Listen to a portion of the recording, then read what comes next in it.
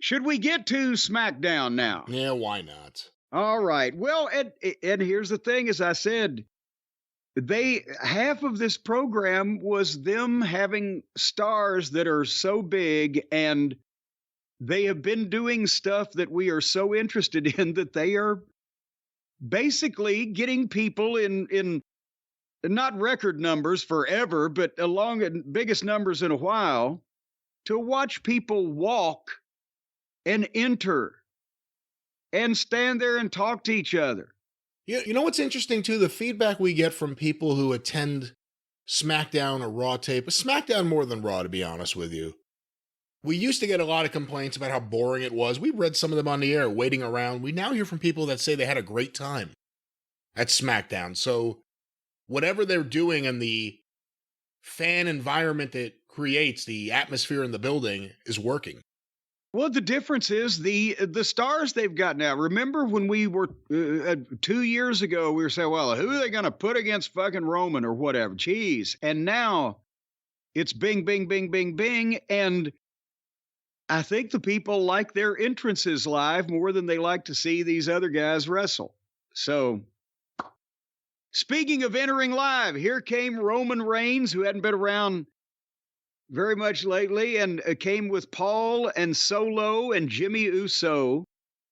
And this, I got to be honest with you, they look wonderful.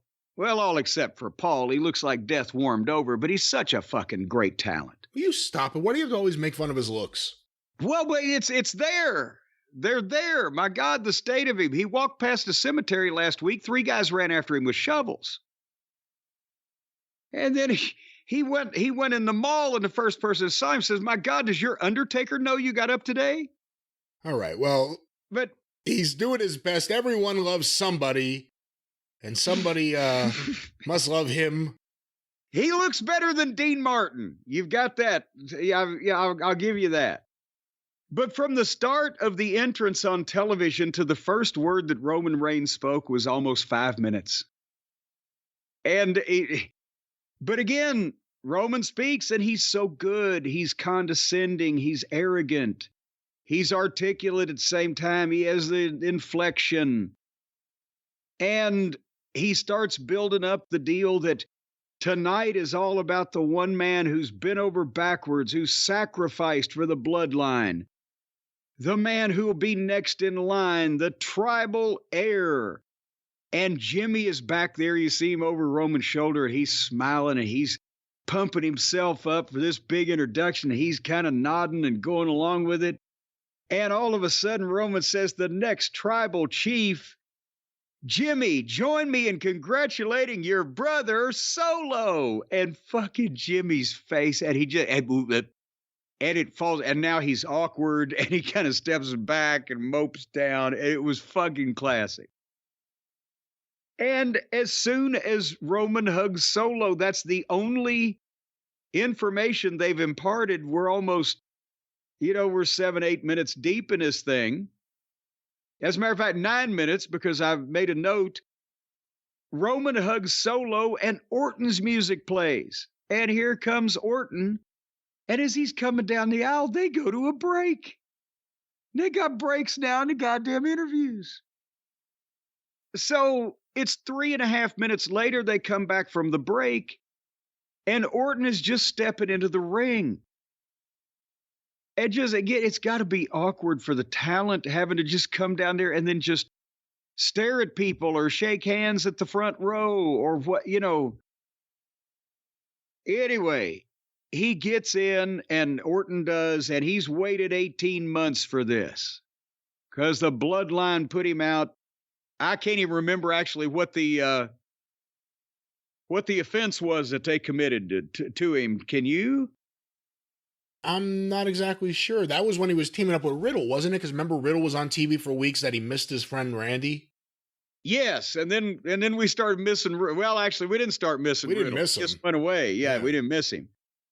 Well, anyway, Roman Reigns, I'm coming for you, and I'm going to take everything away from you, and I'm going to go through your family to get to you. We've heard this before, but Randy does a great job of it, right? And he challenged Roman Reigns for the WWE Undisputed or Universe, whatever they're calling the real title these days, at the Royal Rumble. So we pretty much have to assume that's the main event, correct? Other than the Royal Rumble match itself, it seems like it, yeah.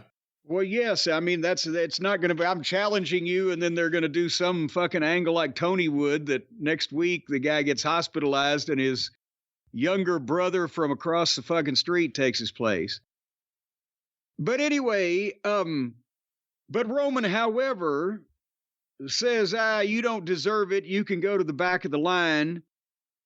The voices in your head should be telling you to run away from me because I will retire you, right?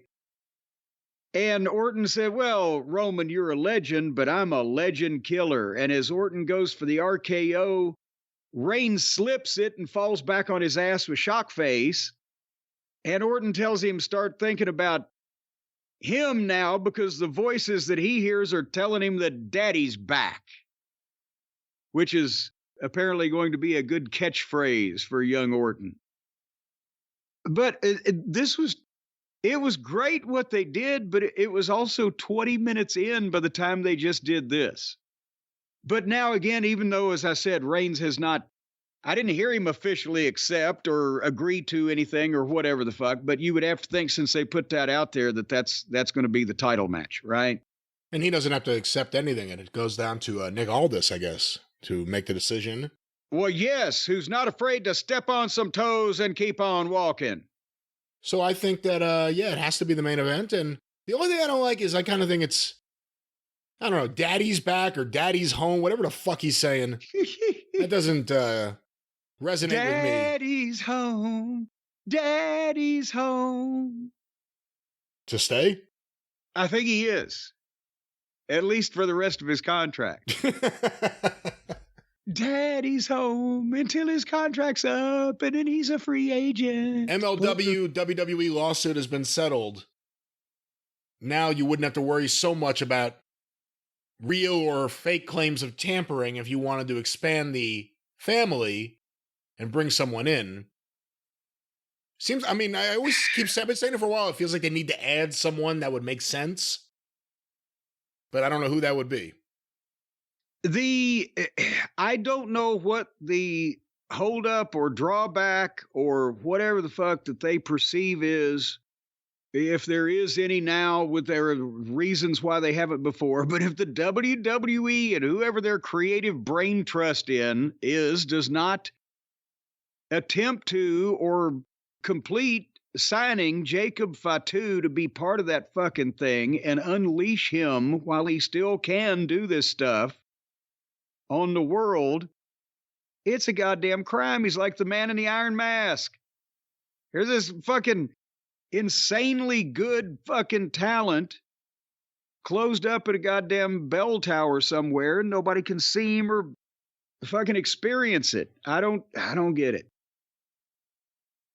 Unless he was with Jannetty down by the railroad tracks that day, I would think any other offense that he may have committed in his life would be goddamn negotiable at this point. Well, it would be interesting because the offense he committed in his life prohibited, according to what I was told, and I believe the source I had knew what he was talking about, because of his criminal record, he wasn't hired by WWE. That was under a different ownership structure. You do have to wonder, not everyone in the UFC is a fucking angel. I was about to say, they've had a few delinquents over there in that division, haven't they? They have. But again, this guy, this is in the past, and since he's been somewhat on the wrestling radar for at least the past 5 years or more, he and I've met the guy and talked to him. I believe if he was, in a position where he was earning money and being featured, that he could stay away from a life of crime, for fuck's sake. Anyway. But he may get arrested with Liv Morgan for weed in the car. Now that is, you need to stay away from certain states, Jacob. Certain states you may still need to tread lightly, tiptoe through the tulips. That's right, and have Stephen Pinu's card on you. Yes, or just remember 87750 Steve. I'm not going to argue. Anyway, can we continue on with SmackDown? Please. I'll save us some time here. The next match was a tournament for the shot at the United States title with Grayson Waller versus Carmelo Hayes. And I invoked the Waller rule, and thankfully, they invoked the Hayes rule because at least Hayes won. I don't know that much about Hayes, but I'm in support of anybody beating Waller. But by the time that was over, we were 40 minutes into the show. So we've basically watched Waller do whatever it is he tries to do and heard 3 or 4 minutes of information imparted in almost 45 minutes. But they're watching it. 2.5 million of them or whatever. Good match. But you may not have liked it, but it was an all right match. Well, I'm glad to hear that at least that's on the record now. And then we had Orton and LA Knight in the back. Because, again, here comes all these baby faces. This is fucking a peak time for baby faces over at a certain level altogether in the WWE in how long, Brian? Several years. Would you not think? I can't remember the last time they had this many top. It's interesting. If you go back like 10 years, a lot of the guys there now, like Punk or Cody, were there then, but they mean more now. Yeah. And at the same time, it's since the 90s probably that you had a level of baby faces that are a number of baby faces at the main event level that they all are liking for different reasons. So here's Orton and LA Knight, but they're obviously with egos this big, there has to be a little tension. And Orton was like, I don't need your help, LA Knight. But LA Knight says, well, you know how the numbers work. Somebody's going to get you from behind. I'll be there, blah, blah, blah. And Orton just tells him, well, stay out of my way. And LA Knight's sentiment of this whole thing is he still wants Roman Reigns before anybody else gets him. So, there could be some competition here. They're not outright fighting, but they have some level of grown adult disagreement about all this shit. Instead of, are you my friend? Are we friends, Brian? I felt like you were my friend and then you were my friend no more. It was tension between Orton and LA Knight, but not like over the top. It was just two guys that seem to have the same enemies, so they're trying to get along, but not, hey, we're going to hang out. We didn't hang out. Why didn't you hang out with me? I thought we were friends. We're not friends. I'm going to go ride lawnmowers with these people. We got to reform our group. I thought we were friends again. Now we're not friends again? How many times can this happen? And boy, and by the way, are you friends again with Finnegan, Bob Finnegan? Bob Finnegan. If you're not friends again with Finnegan, then I'd hate to think who you're friends again with. Anyway, then we had another tournament match for a shot at the U.S. title with Kevin Owens and Austin Theory. And I wrote, this is a shame.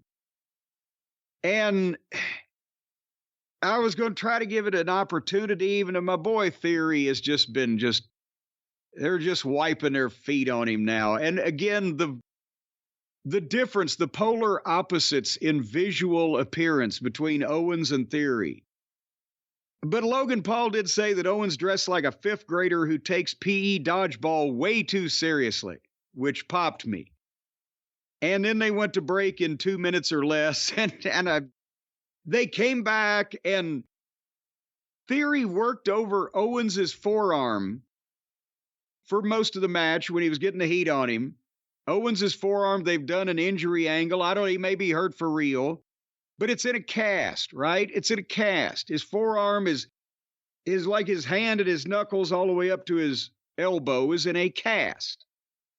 And Theory has stomped it, and he's run it into the stairs, and he's done this, that, and other thing. And then Owens tries a little comeback and does a duck and a dodge and realizes he can just hit him. And he hits him one shot with the fucking cast and knocks him colder than a banker's heart. 1, 2, 3.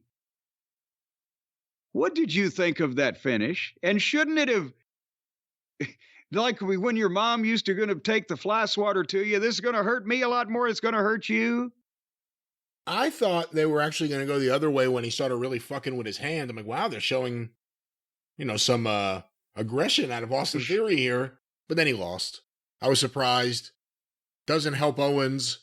It's just another thing that hurts Theory, and maybe they don't see him the way you do.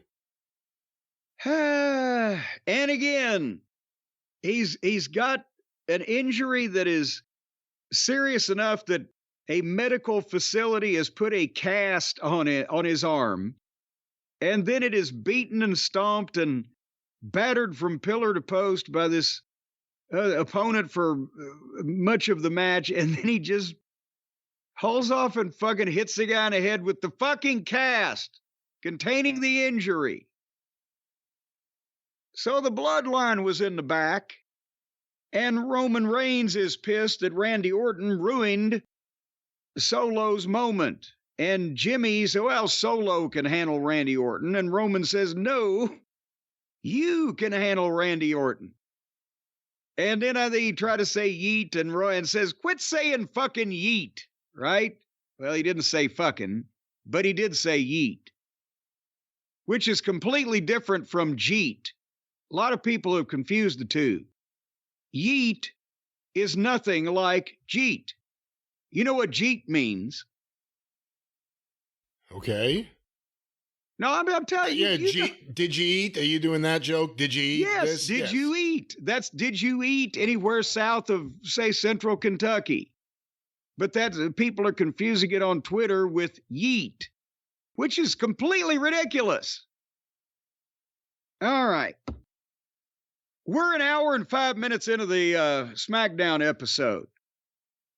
And we got more spooky Karrion Kross. What the fuck? Well, I wanted to know what you thought of this. Are they trying to repackage him or rebuild him or make him interesting again? What do you think of this? He's got a different hairdo. That's the only thing that's changed. Every time they do a video package of him, it's him in a dark room with Scarlett saying spooky things that make no fucking sense to the average person. And they don't really understand it, and you're not motivated to listen to him because when you see him wrestle, he gets the shit kicked out of him and gets beaten about 5 minutes. And then he comes back on, and the next interview is, well, the time is about to happen, and the clock is ticking, and the heaviest shit that ever happened to you is fixing to come down on you, is basically his attitude, and none of this shit ever comes down. The hammer never falls. The shoe never drops. The last dribble never drops on the floor. It's just he says shit's going to happen and nothing ever fucking happens. Am I misinterpreting the basic gist of this? No, I mean, they did this video for him. It was interesting, and I'm sure he'll lose in like 6 minutes next week, but with a commercial break in between. To whoever. To a Street Profit. To Lashley. To an LWO. To a Randy, or it doesn't matter. Just he's going to lose next week to somebody. Or he'll further this. He'll jump out of the crowd and attack them. Like, oh, they're doing something. Then he loses the next week. When is the inevitable, well, we could do something with her, with somebody that they actually would give a shit about, conversation going to take place? I wonder if they have an anti-Sableite clause in the contract the two of them signed, because they are a couple in the real life. Yeah, I don't think they want to do anything other than stuff with each other. And well, I don't blame them with that, I mean, but I'm talking about, working somewhere professionally with other people. In some ways you commend a lot of these couples that decide they want, like Miro and Hot and Flexible, they decide they want to do their thing and that's all they want to do is just work together. It used to be, if you brought your woman around wrestling, someone else is going to steal her quick, like time and time again. But now, it's kind of like a couple going on the road with the circus or something. But, if she could make like $2 or $3 million in the right spot, and his future is looking very, very dim. I would think it's, Hollywood is calling. If you're him, what do? If you're him, and for whatever reason, this is how they're going to keep booking you. What do you do? Do you keep doing it without any problem, knowing that it may, not that there are all that many options out there, places to work, but it may hurt you appearance-wise, the fans in the future because of the way you've been used? Or what do you do if you're this guy in this position right now? Well, I don't know his financial situation or his frame of mind about the wrestling business, but I would think that when my contract is up, whatever that may be, I and potentially her both ought to go somewhere and do something else to, if that's the best they've got for them. And I said, she might, be one of those deals where you move on from him, but at the same time, they've been working with her for a long time. I've never met her. So maybe they either think, well, she doesn't want to do anything with anybody but him, or maybe there's something that we don't know, that she's dumber than owl shit slapped with a board, as Aunt Lola used to say. And probably wouldn't work with anybody else, because I don't know. But I would think that she's more marketable than he is my point. Just appearance, for appearance's sake. And we've heard her speak a few times, but they've never spoken live, I don't think, either one of them. Maybe she couldn't say suey if the hogs had her. I can't remember what she sounds like, so I don't remember any promos. I'm sure she has. I remember her lip syncing the song, but actual promos? So we know she can move her lips in a rhythmic fashion.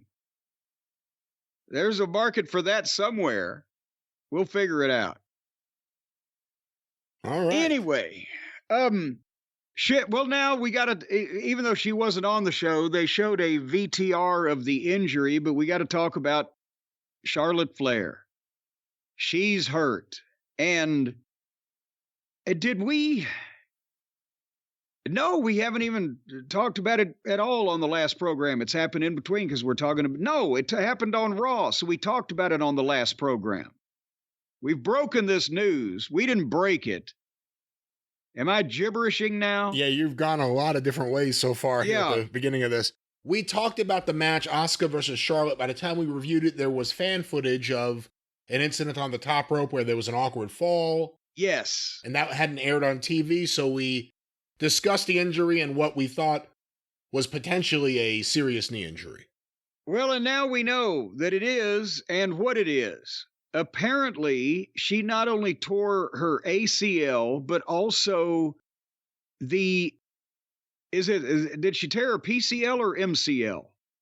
I want to say it was MCL. MCL, her told her MCL. Yes, she tore her MCL, and also apparently, and the meniscus, which is cartilage, tore some cartilage. But if you tear a ligament, most of the time you're going to fucking tear some cartilage too.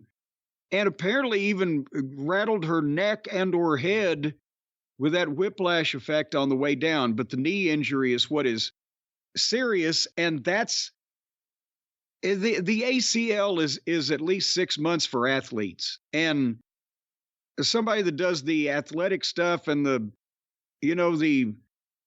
moonsault off the top to the floor and etc., probably longer than that, because the ACL, the anterior cruciate ligament, that's the big one. That's the one that's most damaging especially for athletes.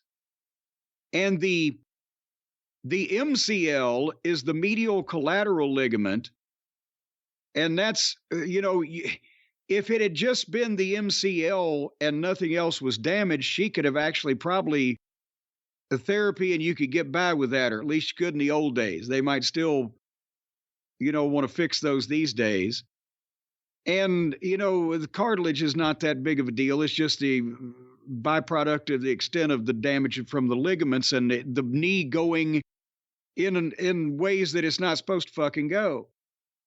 80% of the ACL injuries or more happen when your leg is straight and it is hit or clipped or bent to one side or the other that it's not supposed to go, instead of forward and back, side to side, and that will snap your ACL.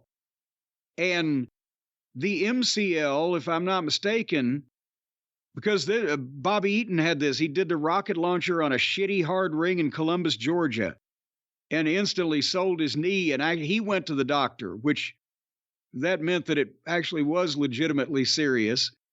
And the MCL, they explained, a lot of times happens in car wrecks when people are sitting and they're thrown into the dashboard and their knee is bent back too far, right? So all those things happened to her. We saw that bump, and then they played, because it was in the commercial break. The fan footage is what we saw, but they played their professional footage on SmackDown.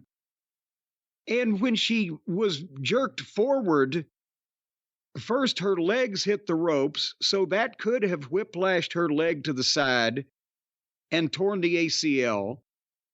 But then she was buzzsawed back into the ring where it looked like she either landed on her kneecap or with her leg. Remember, I said her leg under her, but on her kneecap, I thought it might have dislocated her knee or whatever. But if she bent her leg back, that could have been that. But she was whipped in so many different directions that I don't think we'll ever know what did what unless she was to sit down and walk you through it. Like, yeah, when I hit the rope here, that's when it fucked up my ACL. And when I fucking landed here, that's what, elsewise it was, but it's just fucking brutal. We talk a lot about it with AEW because they typically have a lot of people get hurt, it seems like, from a lot of the things they do. This wasn't a completely crazy, outrageous spot, although still you have to question how necessary it was. This goes, I guess, to the bigger discussion about the wrestling style that everyone's working. And you have to ask yourself, is it really necessary? And at some point, there has to be a recognition that these injuries piling up the way they are isn't helping. Now, look, it's a different world, too. Wrestlers train differently now than they did then. In the past, there's more wear and tear because of the training. I don't know how many people want to acknowledge that. It's not like you could just go out there and lift all the weights you want as long as you want. There's going to be no damage to your body from that. It's not taking a bump, but it's still damage. Or they don't spend as much time as they used to on reversing hammer locks. They go straight to the fucking suplexes. Straight to high spots during commercial breaks. What's the point of that if it's a television show? Well, yeah, and that's the thing. In all honesty, we don't know what they were going to do. And maybe it was going to be a deal where they fought up there, and because they were about to come back from the break, so they may have been going to set up for something. They knew when they were coming back, and you would see it on television. But it wasn't in the scope of what we see these days. It wasn't preposterous what they appeared to be trying to do. They're probably going to do a superplex or some shit, or a hurricane run off the fucking top rope. But remember, I said just so many people have to fight gingerly on the top rope for so long. It's a buzzkill to begin with. And too many people try to come off the top rope that's only 18 inches from the second rope that is exponentially safer. But point is, this was not a move that hurt somebody. This was a fuck up trying to do a move that hurt somebody. We see so much of not only AEW, but these independents where they actually do the fucking move and hurt people or knock them out on camera. They didn't even get to whatever they were going to do because they couldn't stay balanced on the rope. And Oscar, as she's falling backwards into the ring, she pulls Scarlett, who took the guy. And somebody said, well, it was Charlotte's fault. If you get jerked off the top rope enough that you're doing a fucking flip and catapult yourself off the goddamn ropes at that speed, somebody pulled you. I'm sorry. It wasn't like Scarlett was going to fall backwards out into the goddamn cavernous arena. She went right on top of her. So they were holding on to each other, and Oscar fell backwards, whatever. But again, the bigger conversation about the style, and again, I'm not blaming Oscar, I'm not blaming Scarlett. It happened here, but if that move they were setting up from the top rope, if we're going with the idea that caused a good portion of the injury here, if that wasn't there, would it have hurt the match? No. If you had done something in the ring instead to continue the storytelling without the excessive physicality for a Friday night SmackDown main event, would it have hurt the match? Big E broke his neck on this show. Remember Ridge Holland belly-to-belly suplex him on the floor? And it was one of those things, why are they doing that spot here? It's awful this happened. Dusty Rhodes, if somebody was willing to take that bump on the floor, and we didn't have pads back in those days, from Magnum TA with his belly-to-belly finish, Dusty would have made an angle that people would still be replaying today of whoever it was getting fucking belly-to-bellied on a concrete floor, carried out, coming back to get it, whatever the fuck. It would have been replayed to this day like the scaffold match bump. But instead, they did it in a fucking TV match, and he was out for a year and a half or whatever. He's still been out. So, yeah, it's a lot of this stuff. It's fine you're trying to do it, but let's err on the side of safety, just for a spot to come back out of the fucking commercial break.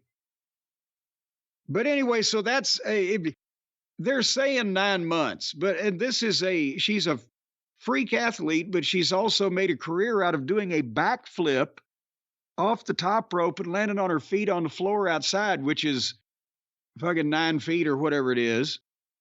And, that's going to be hard to regain that level of stability from this getting fixed in that amount of time. And that's only one of the many things she does. But, and that's the thing. She's done that move in every match. Probably twice a week, whenever she wrestles for the last 10 fucking years, and never been injured. And she's just getting up on top to do a fucking whatever the fuck, and she's got her goddamn legs destroyed. Hey, there's got to be wear and tear. Randy Savage did that axe handle to the floor. Yeah. For years. That wasn't a moonsault going backwards. That was just an axe handle to the floor. Sometimes he didn't even jump up. He just kind of went down. That killed his knees. Yeah, well, plus that he weighed 100 pounds more than she does, which helps also. Maybe not in 79. Well, he did have his rangy period, but he was still, he was cut. He was deceptive, but he was when he was training for the bodybuilding contest, he was still over 200 pounds. It was only in the baseball days that he was. He looked like Jimmy Valiant after Jimmy became a vegetarian. No, I saw those early photos of him wrestling in Daisy Dukes. He was very, very skinny, but... Yeah. Get well, Charlotte Flair. We hope you get well and come back soon. Yes, please. Because, gee, Manelli, we're going to be seeing more of all the rest of the girls. Shotzi. Well, speaking of which... Someone posted the other day on Twitter, I wish I could give them credit, but they say, Shotzi looks like she just smoked an Acme cigar and it blew up in her face. And it was a picture of her with her current hairdo and she had like dirt on her face and stuff. All right, anyway, moving on. Moving on past Mia Yim and Zelina against Asuka and Kairi Sane. We're moving on past that. Because now we came to the Bloodline locker room where there was Jimmy and Solo. And Jimmy's talking to Solo because Paul and Roman are in conference. They've been talking for a long time now, longer than usual. And Jimmy asked Solo, hey, if something was going to happen to me, you'd tell me, right? And Solo says, I'm your brother. Well, so is fucking Jay over on the other fucking show. And they're, so Jimmy did not appear to be too comforted by all of that. And then we get to our main event. That is really that's the show. That's the fucking show. And we're time for our main event. And it's Orton and Solo, by the way. And the entrances only took 4 minutes because Orton attacked at the bell. And I'm thinking, well, all right, we're going to actually get to it here. And they fought for like 20 seconds, and Jimmy Uso bailed out to the floor. And without even pitching, they just faded to fucking break in less than 30 seconds of this match. I said, what the fuck? Is it just me, or is it hard to get involved, invested, interested?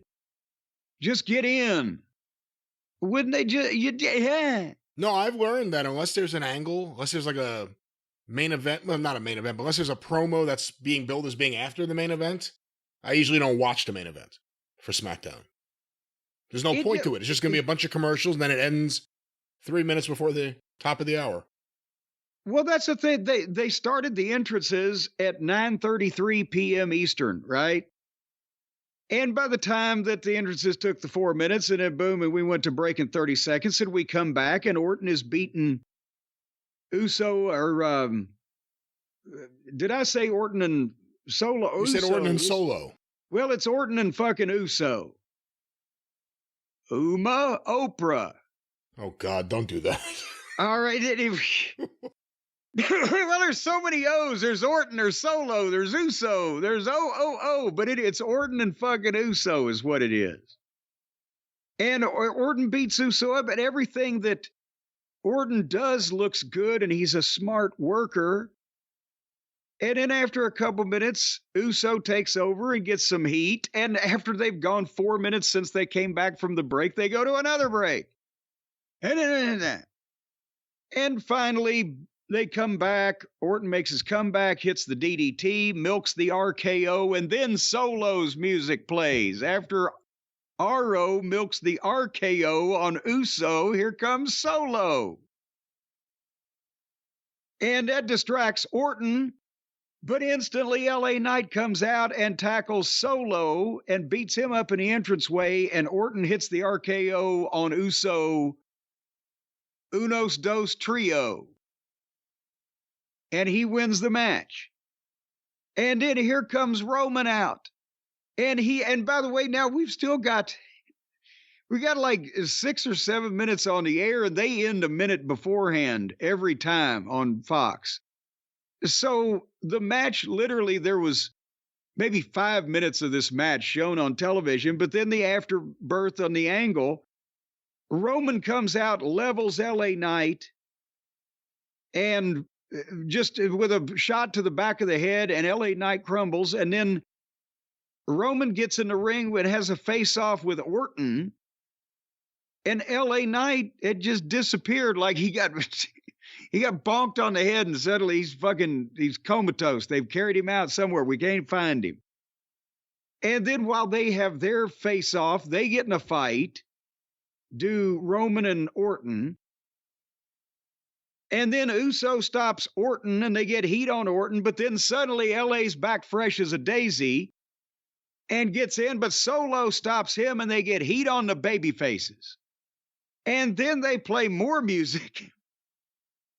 And suddenly from the back of the ring, nobody saw him coming. Here's AJ Styles looking like 1989 Lex Luger. Have you ever seen AJ Styles look so muscular in your life and all your born put-togethers, Brian? I have never seen him look like that, and it appears that a lot of guys are returning to WWE with more size than they had when they left. In peak physical condition. Well, he does the flying phenomenal forearm on Roman and makes a big comeback on the heels and clears the ring out.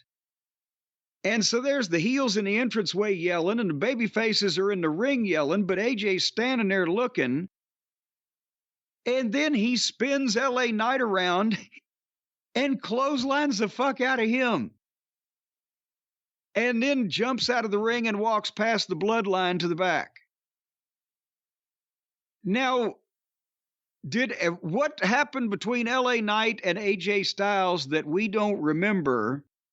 Because AJ's been out and back and forth, and LA was a male model.